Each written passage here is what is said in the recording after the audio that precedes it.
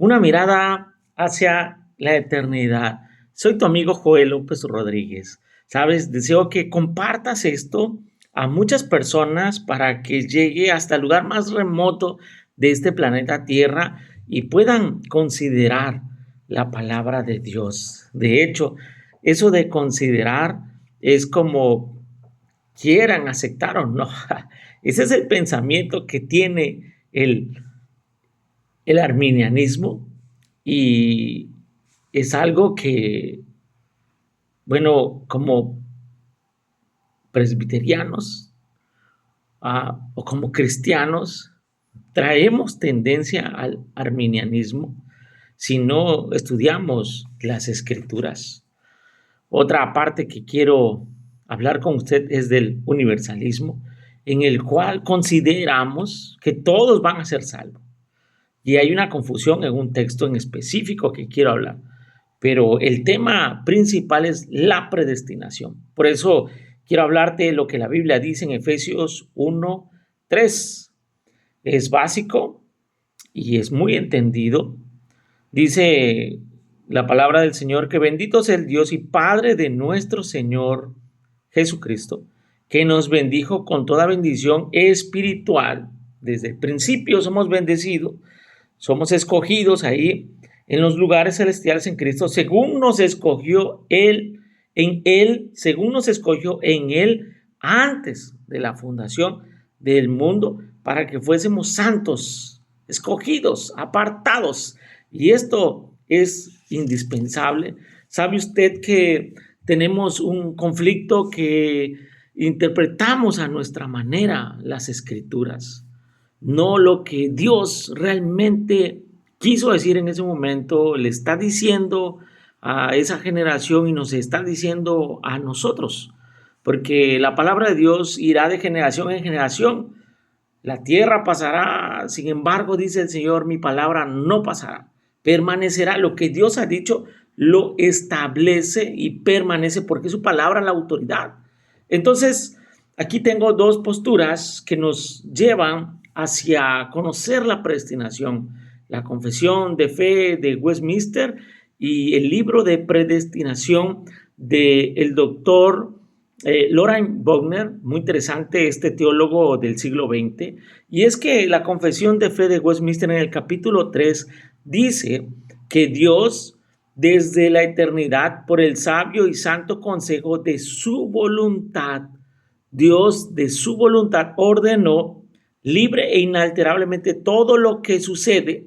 Y esto quiero decir, o nos dice la confesión de fe de Westminster, que nosotros tenemos la libertad para hacer, pero el causante del pecado somos nosotros. Cuando erramos, cuando fallamos, somos nosotros. No es de parte de Dios, Él no nos tienta, no.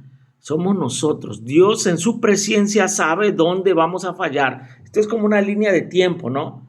A tus 20 años, 25, 30, lo que vayas a hacer, lo errado del corazón va a surgir.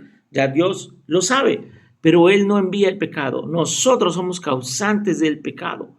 El punto muy importante en la vida del creyente es que debe de permanecer allí en santificación, en adoración, en comunión. El punto está cuando te alejas de orar y te alejas de leer las escrituras. Está la tendencia a fallar a Dios. Por eso debemos de permanecer firmes a pesar de. Entonces Dios, dentro de su estándar de la creación, Él ya sabe quién falla, ya sabe cuántos son elegidos, y la confesión de fe asume que no hay un número ni más ni un número menos. Él, dentro de su soberanía, dentro de su elección, Él tiene escrito todos: cuántos son los elegidos, cuántos son los salvos, tanto las criaturas, nosotros los hombres, como los ángeles de allá del cielo, cuáles son los que estarán a la eternidad, y también cuáles son los ángeles caídos, los demonios que van al infierno. No hay número alterable, todo permanece. Ahora, el universalismo dice esto. Han tergiversado y han manejado mal el texto que dice de Juan 3:16, porque de tal manera amó Dios al mundo. Y aquí está algo que nosotros erramos, porque tenemos como que no, espérate, es que también Él puede ser salvo. No, no está en nosotros. El mundo está mal interpretando. El universalismo dice, Él ha muerto por el mundo y ha dado a su Hijo unigénito. Pero el texto dice, para todo aquel que en Él cree.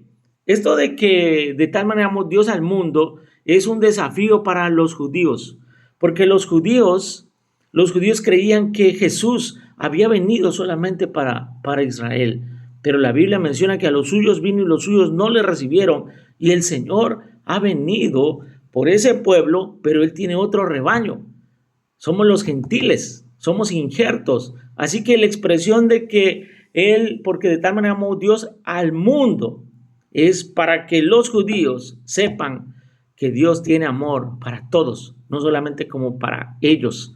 Y ellos lo tuvieron al Hijo del Hombre y lo rechazaron, lo apedrearon, lo crucificaron. Así que Él ya tiene sus elegidos en todo el mundo, de generación en generación. De los más de 8.200 millones de habitantes que somos hoy, ya tiene sus elegidos. Y cuando seamos 10.000 millones de habitantes para el 2050, también tiene el Señor sus elegidos. Ahora, el universalismo cree que el drogadicto, que el borracho, que la prostituta, cuando mueran en esa condición van al cielo. Los sacerdotes, aún sabiendo que murieron en esa condición, les dan la bendición y les dicen y les rezan y tienen la esperanza y engañan a las personas que irán al cielo, que saldrán del purgatorio e irán al cielo. Y no es así. A menos que se arrepientan, van a ir al cielo. El universalismo errado. Ahora, el arminianismo, Jacobo Arminio, un teólogo para el siglo XVI, afirma esto. Primero, que en nosotros está la decisión de aceptar o de rechazar. Es un conflicto ahí entre Arminio y el calvinismo, porque Jacobo Arminio dice, está bien, Jesús murió en la cruz, pero no es suficiente. Jesús murió y nosotros ponemos otra parte. Digamos como que 50% la cruz de Cristo y 50% nosotros hacemos la obra para llegar a la salvación. No es así. Ni usted ni yo podemos hacer nada para salvarnos, ni tu mejor ofrenda, ni tu mejor diezmo, ni todas tus obras que hagas. Las obras delante de Dios son como trapo inmundo a menos que te arrepientas, a menos que hagas eso. Y las obras que hacemos son provocadas por el poder del Espíritu Santo. Así que Arminio dice que en nosotros está el aceptar o rechazar. Y eso es la tendencia a que la salvación se pierda, porque no hay un estándar. Y ahí entonces, bueno, estoy fallando, voy a perder la salvación. No, ahí está la gracia de Jesús. Calvino tenía esto. Dice el doctor Loraine Boeckner que Calvino, donde encontraba luz en las Escrituras, avanzaba. Y cuando no miraba la luz que lo guiaba, se detenía. Así que no está en nosotros la salvación. ¿Quién somos nosotros para obtenerla? Para eso ha venido Cristo. Si en nosotros estuviera la salvación, la muerte de Jesús en la cruz no fuera suficiente. Estaría en nosotros. En vano vino Cristo entonces. La salvación está en Cristo. Es por gracia. Nadie la merece, pero Él en su gracia nos eligió desde antes de la fundación del mundo. ¿Cómo sabes si eres salvo? Bueno, acá en la mente, el Espíritu Santo te redarguye cuando actúas de una manera liberal y en el corazón te humillas y vienes a Cristo pidiéndole perdón. Te envío un abrazo, comparte por favor y que siga corriendo la palabra de Dios hasta cualquier lugar de este planeta Tierra, desde Comalcalco, Tabasco, para el mundo.